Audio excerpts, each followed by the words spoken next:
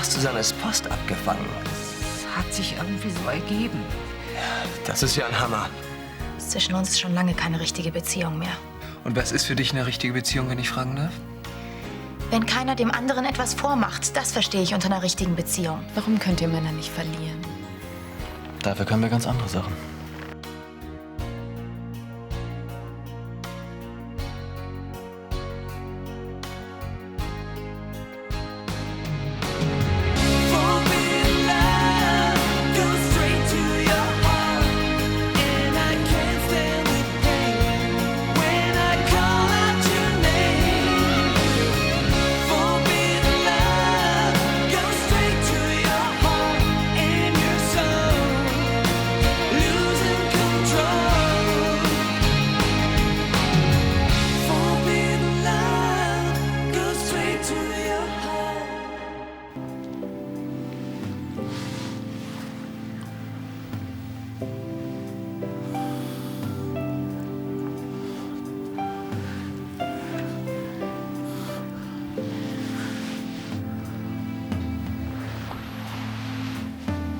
Der Angeklagte wird zu einer Freiheitsstrafe von 3 Jahren verurteilt. 3 Jahren verurteilt. 3 Jahren verurteilt. Alex. Was? Entschuldige bitte.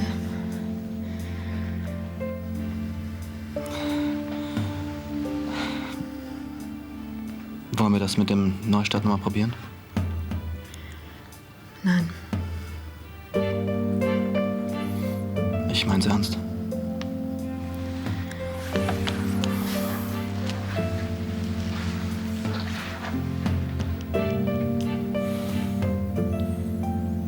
Ich verstehe schon. Ich weiß. Was ich dir sagen wollte, habe ich dir gesagt. Es ist aus. Ich verstehe. Nein, du verstehst es eben nicht. Und ich verstehe dich wahrscheinlich auch nicht mehr. Wenn das kein Grund ist, eine Beziehung zu beenden, dann weiß ich auch nicht weiter. Ja. Hallo. Na, wie geht's euch? Super. Das Braukleid, das du entworfen hast, kannst du auf dem Flohmarkt verscherbeln. Wovon redest du? Das heißt, dass Julia und ich nicht heiraten werden. Aber Und du hältst dich da bitte raus. nein, das werde ich nicht tun. Dazu habe ich nämlich auch noch was zu sagen. Gero, ich weiß, du bist zurzeit in einer sehr schwierigen Phase. Aber das heißt noch lange nicht, Barbara, dass du hör doch erst mal zu, ganz bitte. beenden musst. Ich wollte, dass es zu Ende ist. Wir haben schon alles besprochen. Julia denkt, dass alles verlogen gewesen wäre. Jetzt verstehe ich überhaupt nichts mehr. Ja, da sind wir schon 2. Gero.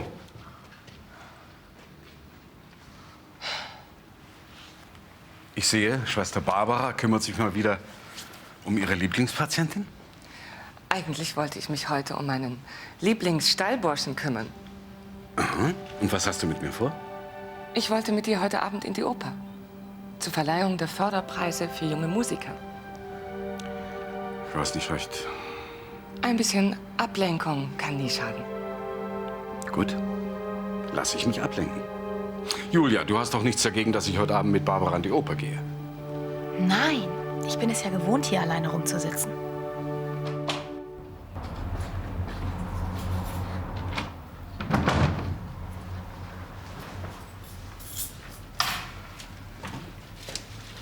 Hallo, Susanne. Na, wie war's im Büro? Ach, wie immer.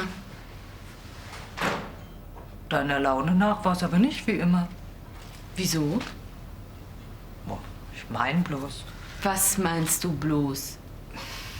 Naja, an Alex kann's doch wohl nicht liegen, dass du so mies gelaunt bist.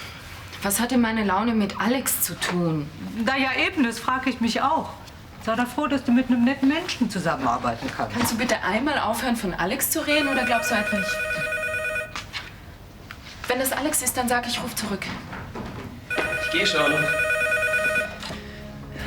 Brandner? Jan, bist du's? Julia. Wie geht's dir? Naja, ich lieg hier so rum und erhole mich zu Tode. Und Gero? Oder Christoph? Die haben doch bestimmt Zeit für dich. Lass mich bloß mit denen in Ruhe. Wenn du meinst. Naja, dann kann ich ja jetzt wieder auflegen. Warte, Julia. Warum hast du eigentlich angerufen? Ich wollte nur mal wissen, wie es dir so geht. Es geht mir ganz gut. Dann bin ich ja beruhigt. Naja, dann. Tschüss. Sag mal, Ja? wie wär's, wenn ich dich besuchen komme? Hm? Jetzt gleich? Nee, ich kann erst morgen. Dass bei dir auch immer alles so lange dauern muss. Tschüss.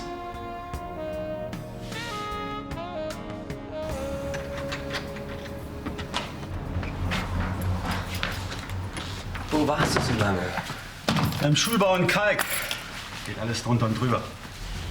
Sehr prima. Eigentlich wollte ich morgen frei machen. Wieso? Was hast du denn vor? Ich wollte zu Julia. Ach. Naja, wird schon irgendwie gehen. Sag mal, willst du nicht mitkommen? Das geht auf keinen Fall, wenn wir beide die Arbeit hinhängen. Ach komm. Du fährst in die Firma, gibst deine Anweisung und den Rest erledigen Alex und Susanne. Außerdem glaube ich nicht, dass Julia besonderen Wert auf meine Gesellschaft legt. Wie kommst du denn darauf? Bei meinem letzten Besuch hatten wir uns kaum was zu sagen. Sie kann nicht verstehen, dass sich damals eure Trennung zugelassen hat. Und ich konnte ihr das nicht mal richtig erklären. Das dauert seine Zeit. Julia ist eine Fremde für mich. Tja, aber das muss sie nicht bleiben. Weißt du was? Wir fahren morgen gemeinsam hin und dann werden wir sehen. Wieder vor meiner Tochter herumzustottern.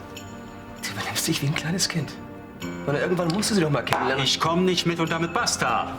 Deswegen musst du mich ja nicht anschreien. Ach, lass mich in Ruhe. Das ist schon komisch. Erst war ich froh, dass Clarissa weg war. Und jetzt, wo sie weg ist? Tut mir leid, dass du heute mit mir in die Oper gehen musstest. Aber Barbara, so habe ich das doch nicht gemeint. Bist du dir da so sicher? Ganz sicher. 20 gemeinsame Jahre. Die lassen sich nicht so einfach vor die Tür sperren. Genau so ist es.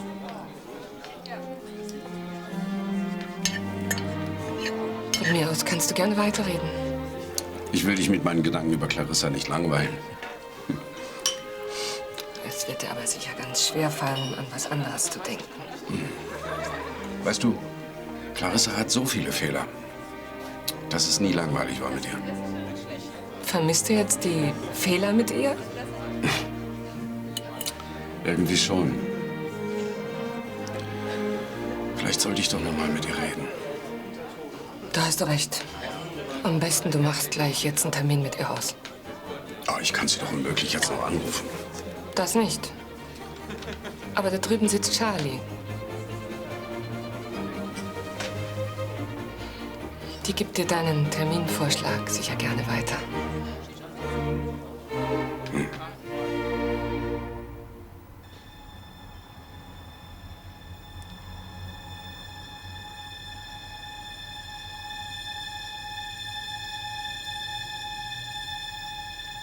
Und? Hast du es ihr gebeichtet? Du meinst die Briefe? Ja. Gibt's sonst irgendwas zu beichten? Nein.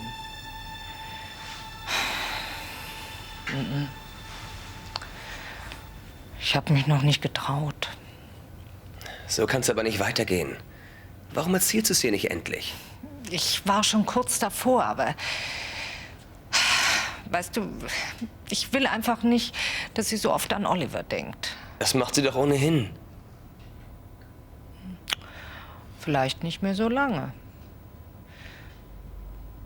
Dieser Alex scheint wirklich an ihr interessiert zu sein. Aha.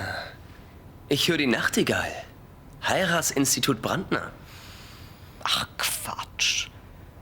Ich will einfach, dass sie sich auch mal wieder für andere Menschen interessiert und nicht immer nur auf Oliver fixiert ist. Okay, Alex ist ganz in Ordnung, aber... Na ja, eben, das finde ich auch.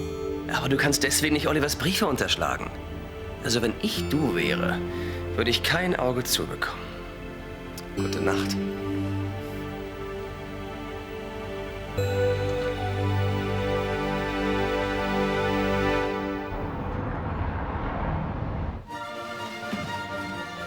Schönen guten Morgen. Hast du etwa durchgemacht? Sehe ich so schlecht aus? So siehst du immer aus. Bist ja nicht so früh aufgestanden, um mich abzuknutschen. Nein, ich muss dir unbedingt was erzählen. Rate mal, wen ich gestern getroffen habe. So früh am Morgen habe ich noch keine Lust auf Ratespiele. Es dreht sich aber um jemand ganz Besonderen. Ich wusste gar nicht, dass es jemanden ganz Besonderen in deiner Vergangenheit gibt. Oh, sie waren alle etwas ganz Besonderes. Aber es dreht sich nicht um einen meiner Verflossenen, sondern um einen deiner Verflossenen. Um einen meiner Verflossenen? Jetzt fängt es an zu arbeiten, was? Komm, sag schon, wen hast du getroffen? Deinen Mann. Was? Du und Christoph? Nein, niemals. Ich doch nicht. Du stößt doch gegen alle Regeln. Aber dreimal darfst du raten, mit wem ich ihn ertappt habe. Beim lauschigen Tête-à-Tête im Laurent. Julias Krankenschwester. Ganz kalt. Marika Röck. Komm, nimm dir einen Kaffee und pack aus. Fängt mit B an, hört mit A auf und hat ein paar Rs in der Mitte. Nein. Doch. Das ist alles ganz harmlos. Das glaubst du doch selbst nicht. Barbara? Da mache ich mir keine Sorgen. Das ist eine ganz alte Freundschaft. So, sieht aber so aus, als wenn die beiden dabei wären, die ganz alte Freundschaft kräftig aufzufrischen. Guten Morgen, ihr beiden. Morgen. Ich habe heute Nacht in der Bibliothek noch Licht gesehen. Warst du das?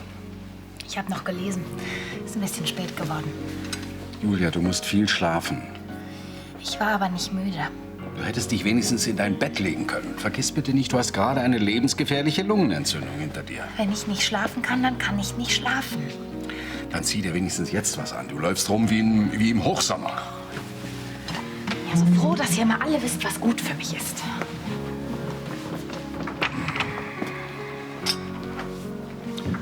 Du könntest ruhig auch ein bisschen auf sie aufpassen.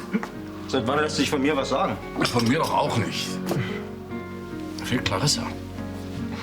Die hatte sie immer im Griff. Sie hatte alles im Griff. Wie geht's ihr überhaupt? Ist die neue Kollektion was geworden? Die Präsentation ist super angekommen. Nur für mich war es ein mittelschwerer Albtraum. Probleme? Ja. Kennst ja Clarissa. Aber es geht dir, glaube ich, ganz gut. Am besten natürlich, du fragst dir selbst. Wenn das so einfach wäre. Kannst du doch anrufen. Soll ich für dich wählen? Und was soll ich ihr sagen? Am besten immer die Wahrheit, dass du sie ziemlich vermisst. Scheinst ja genau zu wissen. Sieht zumindest danach aus. Du hast tolle Fortschritte gemacht, Kathi. Keine Spur mehr von deinen Schwierigkeiten am Anfang. Jetzt noch ein bisschen cooler. Sie ist wirklich die Beste geworden. Schönen guten Tag. Clarissa, ich habe es geschafft. Kathi. Glückwunsch. Schön, dass Sie gekommen sind, Frau von Anstetten. Sie haben sich ja so wunderbar für Kathi eingesetzt. Da können Sie wirklich stolz sein auf Ihre Tochter. Sie ist eine der wenigen Absolventinnen, die einen Werbevertrag in der Tasche hat. Was hat sie? Einen Werbevertrag als Model. Das hat sie Frau von Anstetten zu verdanken. Wie bitte? Ach, Arno, du, ich muss doch kurz was mit dir klären. Ich bin schon weg. Arno, bitte. Was ist? Die Anwaltskosten. Ohne mich. Susanne hat nicht mit so einer Summe gerechnet. Können wir nicht irgendwie helfen? Um wie viel geht es? Um 9.000, glaube ich. 9.000 Mark für Oliver? Nein, danke. Das schafft sie doch nicht alleine. Diese teure Anwältin war doch Ihre Idee. Hör mal, immer können Sie alles besser, aber wenn es ums Auslöffeln geht, sind wir wieder recht. Du, solange Susanne arbeiten muss, um das Geld abzubezahlen, wird sie auch Oliver nicht vergessen können. Wie hättest du es gern? In bar oder reicht dir ein Scheck? Mir langt's vorerst, wenn du mal drüber nachdenkst. Das tue ich gern. Das kostet nichts. Lass dir aber nicht zu viel Zeit damit. Wie viel Zeit gibst du mir? Ich werde dich schon rechtzeitig daran erinnern. Ja, da bin ich ganz sicher. Was fällt dir eigentlich ein? Erst redest du Kathi diese Schule ein und jetzt soll sie auch noch auf einen deiner windigen Kampagnen herumhüpfen. Ich gebe deiner Tochter eine Chance Und du beschimpfst mich. Aber das ist nicht fair. Dieses Wort solltest du besser nicht in den Mund nehmen. Ich weiß gar nicht, was du hast. Die Kleine ist doch begabt. Wir beide kennen doch die Branche. Du machst Kathi nur falsche Hoffnungen. Schade, dass ausgerechnet du nicht an sie glaubst. Ich möchte nicht, dass du dich in meine Familie einmischst. Du ziehst dein Angebot sofort zurück. Kommt nicht in Frage. Du kannst es Kathi ja verbieten, aber ich habe es ihr versprochen. Ich kann doch das jetzt nicht einfach zurücknehmen. Ist doch Ehrensache. Erzähl du mir nichts von Ehre. Und halt dich gefälligst aus meiner Familie raus. Das würde ich dir auch empfehlen. Mit deinem Scherbenhaufen von Familie möchte ich sowieso nichts zu tun haben. An einer Scherbe scheinst du doch ganz gerne herumzufummeln. Ich weiß überhaupt nicht, was ich sagen soll. Dann halt doch einfach deinen Mund.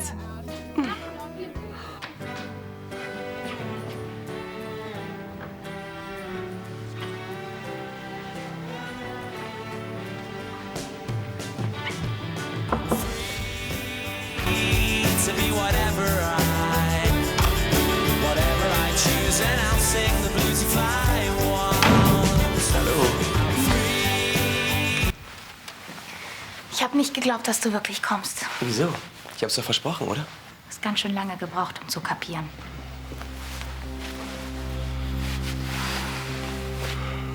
Bei uns in der Firma ist momentan ziemlich viel zu tun. Die Firma. Natürlich. Ach, Julia, komm, hör auf, hm? Dann hör du auf, mir was vorzumachen. Du kommst halt nicht gerne zu mir. Natürlich komme ich gern.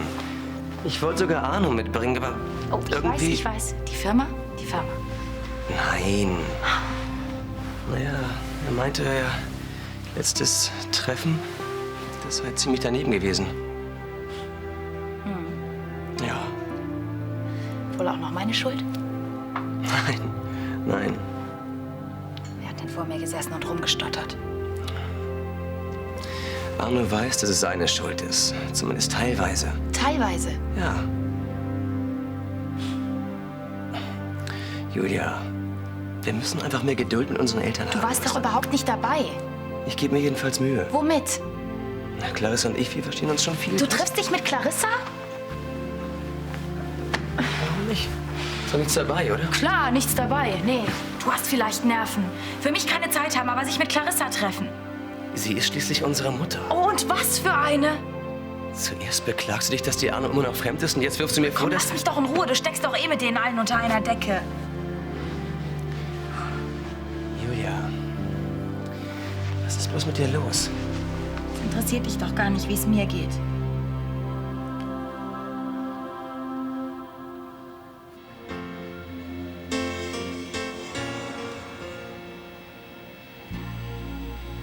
Just a perfect day. Drink sangria in the bar. When it gets dark. Na, wer bist denn du? Das ist mein Kipper. Ja. Das habe ich mir fast gedacht. Gut getimt. Macht er es öfter? Nein, das ist das erste Mal. Dafür macht es aber ganz geschickt. Danke, Alex. Ich habe eine Neuigkeit für dich, die wirft dich um. Worum geht's denn? Um Christoph. Was hat er denn diesmal angestellt? Er vermisst dich. Was? Hat er das gesagt? So direkt nicht, aber er leugnet zumindest nicht mehr. Und er leidet mehr unter der Trennung, als er zugibt. Wird ja auch Zeit. Am besten, du rufst ihn an. Ich? Wenn, muss er den ersten Schritt machen. So kann es doch nicht weitergehen. Du stürzt dich in deine Arbeit und Christoph vergräbt sich auf Friedenau. Selber schuld. Lediglich mit Barbara trifft er sich noch manchmal. Ich weiß. Die Schlange. Naja, dich scheint's ja nicht zu stören. Ein bisschen schon. Dann ruf ihn an. Und was soll ich ihm deiner Meinung nach sagen? Am besten immer die Wahrheit. Dass du ihn ziemlich vermisst. Du scheinst es ja ganz genau zu wissen. Es sieht zumindest danach aus.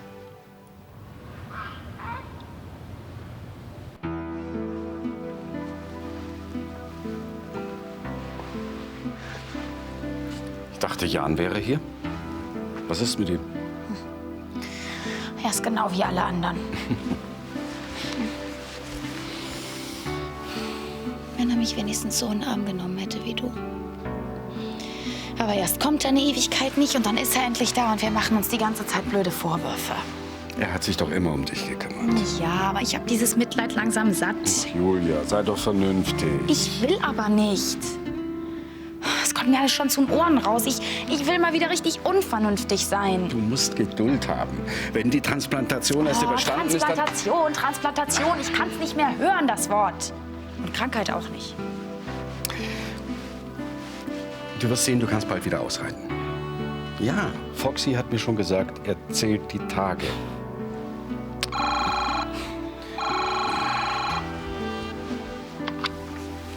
Von Anstetten? Hier auch von Anstetten. Aha, du bist. O-Zeichen und Wunder. Was ist der Grund für deinen Anruf? Ich möchte dich sprechen. Mich auf einmal? Ja, Christoph. Ich habe lange genug über uns nachgedacht.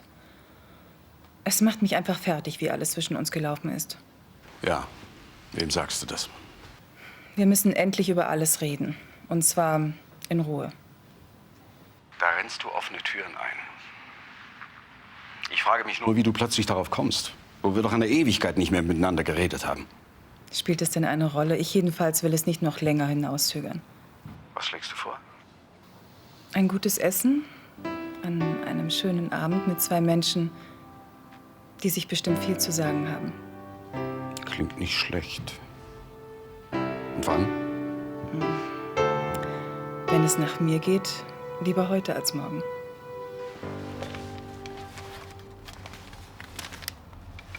Oliver, endlich.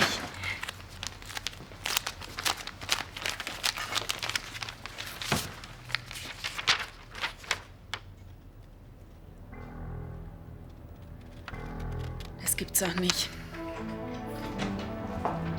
Hallo, Susanne. Was hat das zu bedeuten? Was?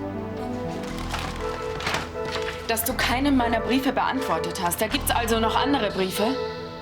Zum Teufel, was ist hier los? Wo sind Olivers Briefe? Susanne, ich kann alles erklären. Du hast sie versteckt.